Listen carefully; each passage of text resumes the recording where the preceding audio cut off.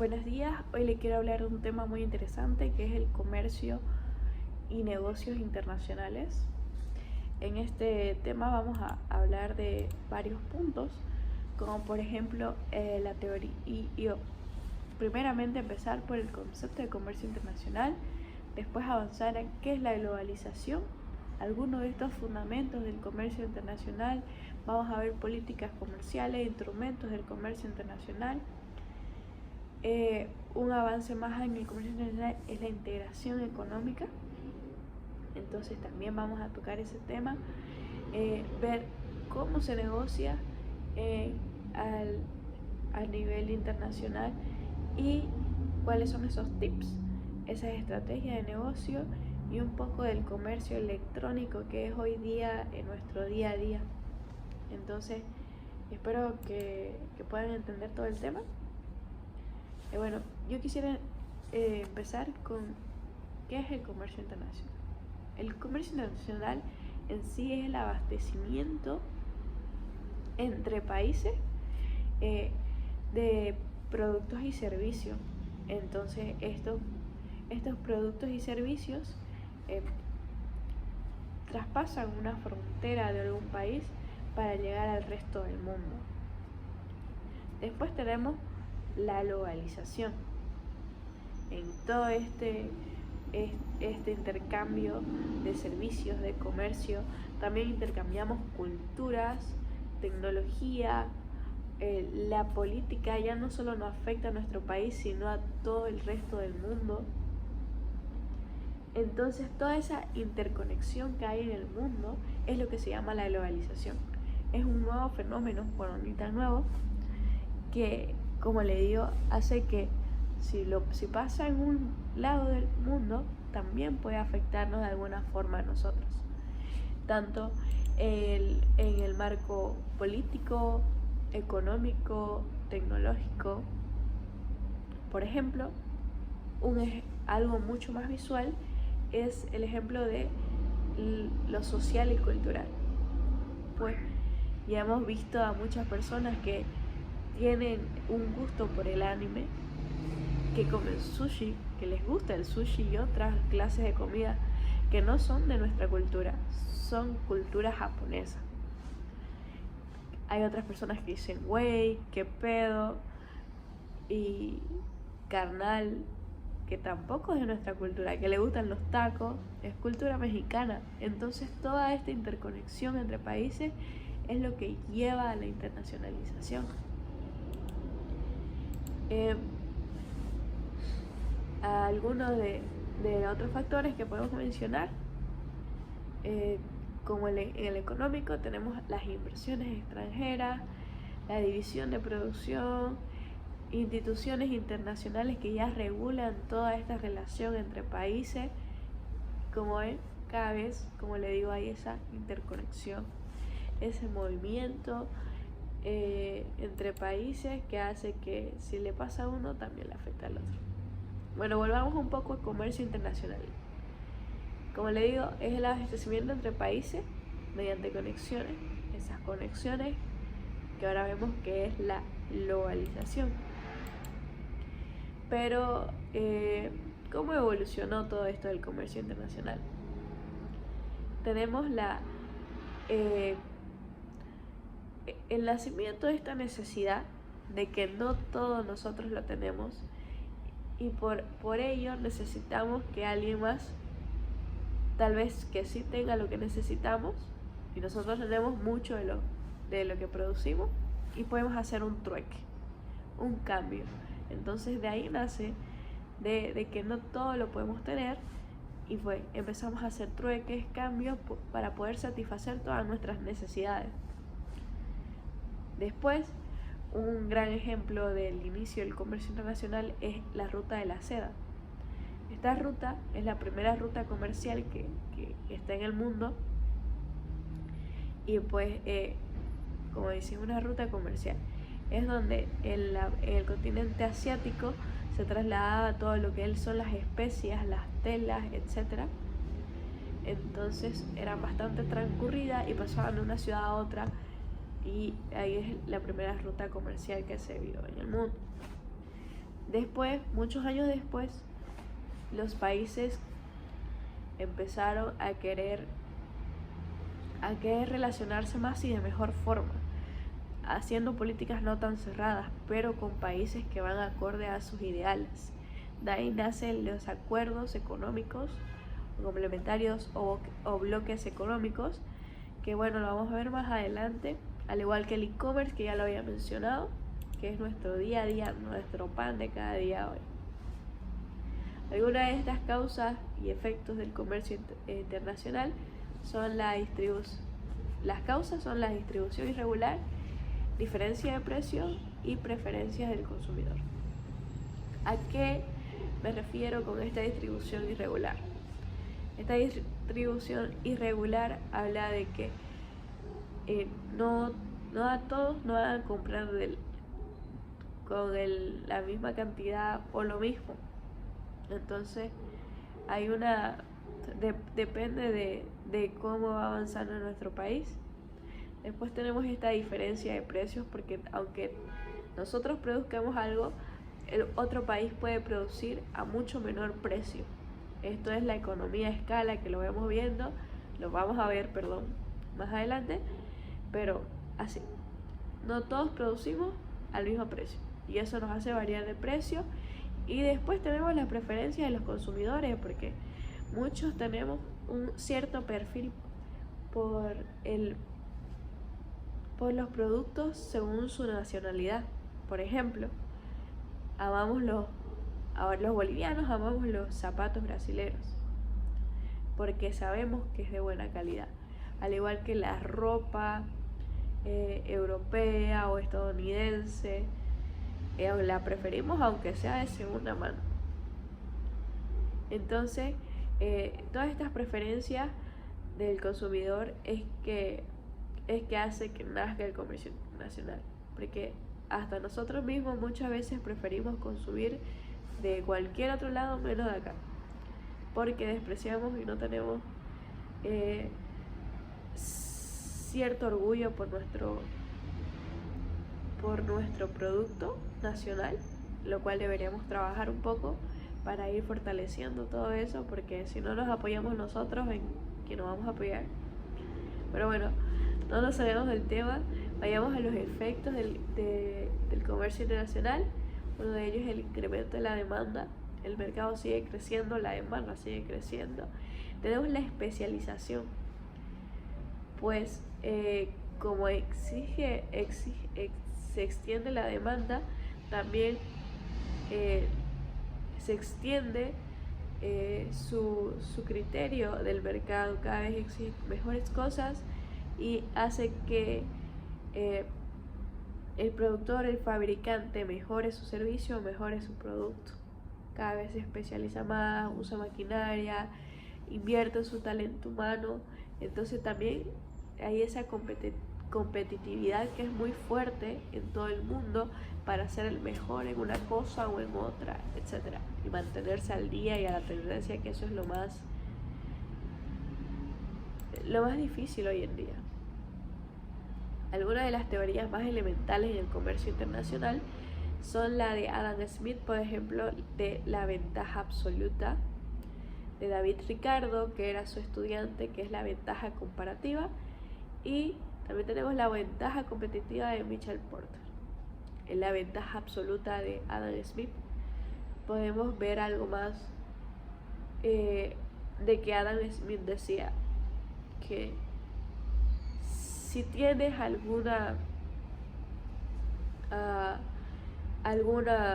eres mejor en algo, pues enfócate en eso y hazlo mejor. Ten tu ventaja absoluta con la que llegues a representar, con la que te represente. En la ventaja comparativa es donde empieza la competitividad, que hemos visto que es uno de los efectos del comercio internacional, y eso hace que aunque va a haber países que fabriquen lo mismo que vos, pero tú lo tienes que especializar y hacer mejor.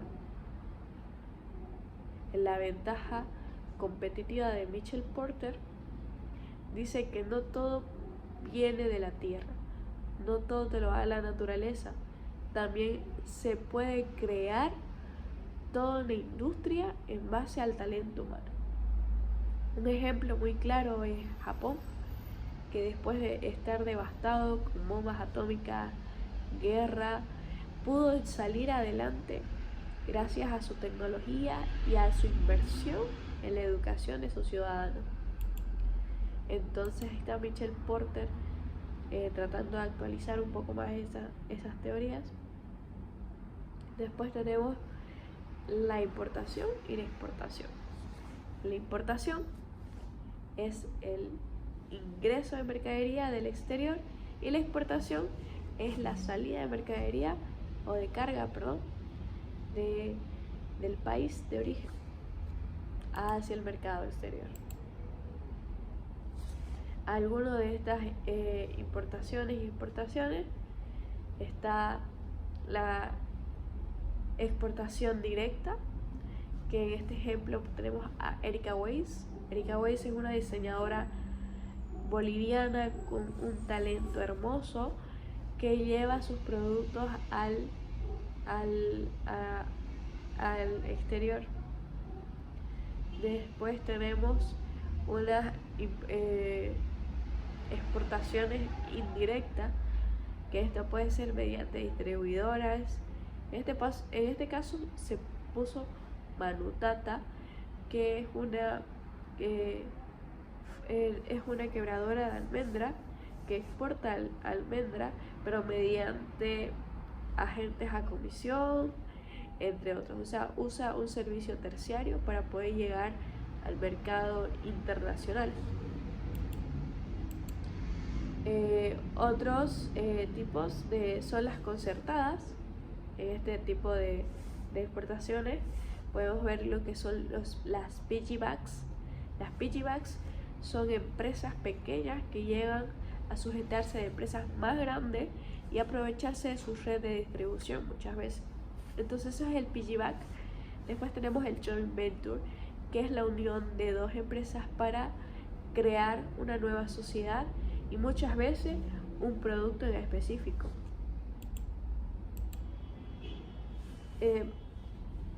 Otra de las concertadas son las franquicias y el consorcio. En el consorcio son pequeñas empresas que se juntan para poder llegar al mercado exterior, que usualmente tienen productos complementarios. Entonces entre ellas se complementan y pueden llegar a abastecer el comercio exterior o la demanda exterior, perdón. Mientras tanto tenemos al otro lado, que son las franquicias, que no solo exportan un producto, sino que se enfocan en exportar su how-now,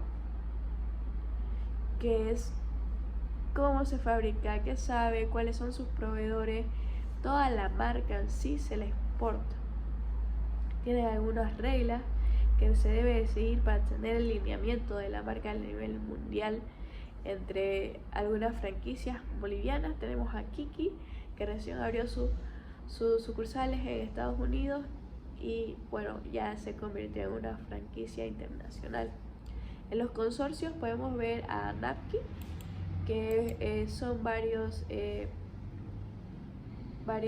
comerciantes o cultivadores de quinoa que se juntan para poder abastecer la demanda grande del comercio o del mercado exterior. Algunas de las exportaciones mucho más principales de Bolivia, me gusta mencionar mucho lo que es la castaña amazónica, la quinoa, la soya, algunos minerales como el zinc. Y estos últimos años hemos visto exportaciones de carne bovina de una excelente calidad, cada vez gana más premios, y de gas natural, que aunque era nuestra principal exportación, ahora está cada vez menos exportándose. Hay clasificaciones en las exportaciones como las tradicionales y las no tradicionales.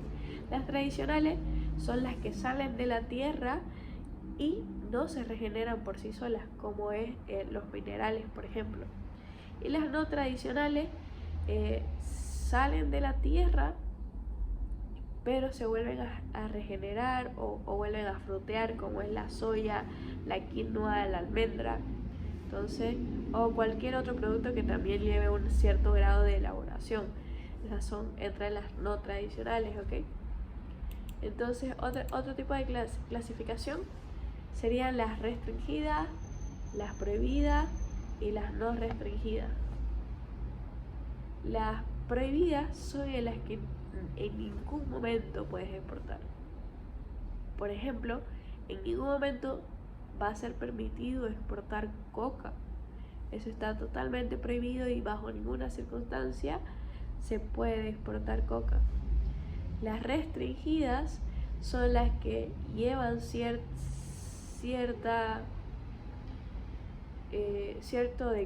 o bajo un decreto no se puede exportar hasta, o se puede exportar hasta cierta cantidad, tiene que subvencionar primero el mercado nacional.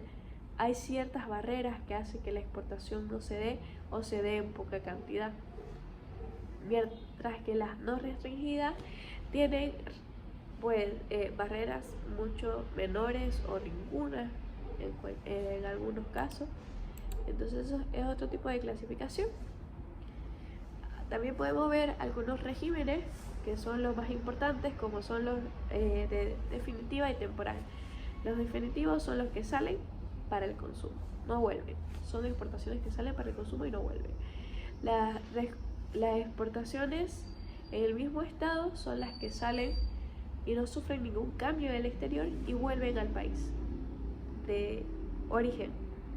Esto mayormente podemos ver en este caso con este toro que teníamos de excelente raza que salió a representar a Bolivia a exposiciones internacionales, no sufrió ningún cambio y volvió.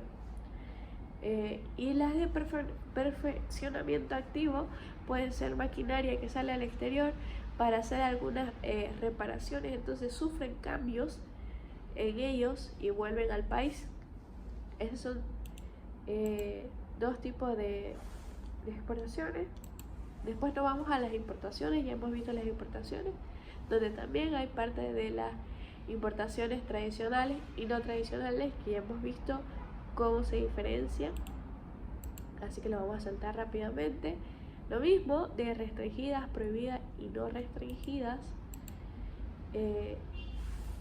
Hay los regímenes, lo mismo igual, definitivas, y temporales. Algunos de los instrumentos comerciales lo podemos dividir en los países en dos: de libre comercio y proteccionista. El libre comercio es cuando deja entrar libremente no a cualquier país, pero a muchos países lo deja, tienen pocas barreras para el ingreso de mercadería del exterior, mientras que en el proteccionismo, tiene bastantes aranceles elevados, barreras no arancelarias, papeleo, burocracia, y esto mayormente se da cuando una industria nacional no está totalmente desarrollada, como lo puede ser en un libre comercio donde está totalmente desarrollada y simplemente quiere abastecer su demanda interna del mercado interno. Algunos de estos instrumentos del comercio internacional están los aranceles, que estos pueden ser dos: el ad valorem o el específico. Los aranceles son como tal impuestos por la importación de productos. Estos, como les hemos dicho, pueden ser dos: ad valorem y específico. Ad valorem es por un porcentaje del valor de la mercadería, mientras que específico puede referirse más a un volumen. De un volumen a otro es un gravamen, y de un volumen a otro es otro gravamen. Las no arancelarias son más que todo papeleo que se hace, son certificaciones que se tienen que cumplir dependiendo del producto, y las pararancelarias son más que todo, son burocráticas también, pero son momentáneas para la protección a la industria boliviana. o a la industria nacional en ese caso. Hay organizaciones en el comercio que deberíamos conocer, como la Organización Mundial del Comercio, la OMC, que apoya a un comercio justo y que no haya prácticas desleales como lo es el dumping. Y bueno, ingresemos mejor a la integración de la economía o la integración económica. Esto nace, ya hemos visto, para mejorar esta relación entre países y poder terminar de satisfacer la demanda del comercio exterior. Entonces, un acuerdo entre países donde se baja muchas veces el gravamen, dependiendo de qué etapa se encuentra. Hay 5 etapas que la vamos a ir mencionando desde la más simple a la más compleja, que es la zona de libre comercio, unión aduanera, mercado común, unión monetaria y total o plena, que nadie ha llegado a esa etapa de total o plena, pero bueno, vamos a hablar un poco de cada una. La zona de libre comercio es donde hay cierta preferencia arancelaria con un país o con un bloque de países. En la unión aduanera ya manejamos el mismo sistema arancelario y mismas reglas aduaneras, entonces son mucho más compatibles a la hora de realizar el comercio exterior. Después tenemos el mercado común, donde ya hay una liberación de restricciones también en la circulación de personas y entre otras cosas. La unión monetaria es cuando ya se usa una moneda en común, como lo es en la Unión Europea, que es hasta el momento una de las dos que tiene la unión monetaria, que ya ha llegado a esa etapa, es la Unión Europea con el euro. Pero también hemos visto este nuevo bloque que se ha formado, el BRICS. Entonces ahí vamos avanzando con cada vez mayor integración entre países. Y la total o plena es cuando hasta la economía, que esto se veía en la Unión Monetaria, pero también la política llega a centralizarse. O sea, ya el gobernador no es solo el gobernador de ese país, ya no es soberano los países, sino que se vuelven supranacionales. Tienen a alguien más elevado que llega a organizar todo este bloque de países que está en esta etapa de integración. Nadie ha podido llegar a esa etapa, pero es un ideal como tal, así que lo mencionamos. Rápidamente, antes que se nos acabe el tiempo, vamos a negociación internacional, que hay diferentes métodos de negociación, como el posicionamiento, donde ninguno de los dos puntos o ni una de las dos personas cede como tal, el interés que los dos, y el colaborativo, donde vemos intereses en común, donde llegan a un punto intermedio donde los dos ganan. Hay diferentes tipos en la negociaciones internacionales. Vemos una relación mucho más compleja porque tenemos que tomar muchos puntos más en cuenta, como es la cultura, que es muy importante para dar regalos, para ver la puntualidad, para ver la forma de hablar, el saludo. Todo eso es tan importante en las negociaciones internacionales, pues saber qué proceso seguir según tu comprador o tu contraparte en la negociación. Pasamos de nuevo rápidamente al comercio internacional, comercio electrónico, que lo vemos día a día, que hay diferentes tipos de modelos de interacciones del mercado, como es el B2B, el B2C, el C2C, ¿qué le falta? El B2C, el C2B. Para el B2C podemos ver a Netflix, el C2C está Mercado Libre, el C2B está YouTube. El C significa Customer and B significa Business o empresas o Company, como lo quieran hablar, como lo quieran mencionar. Entonces, esta relación que hay entre empresas y empresas, compradores, empresas, empresa, compradores, todas estas relaciones se ven en el comercio electrónico y cada una tiene su nivel de complejidad. Y bueno, eso es todo. Espero que se haya entendido todo muy bien y ya. Muchas gracias por su atención.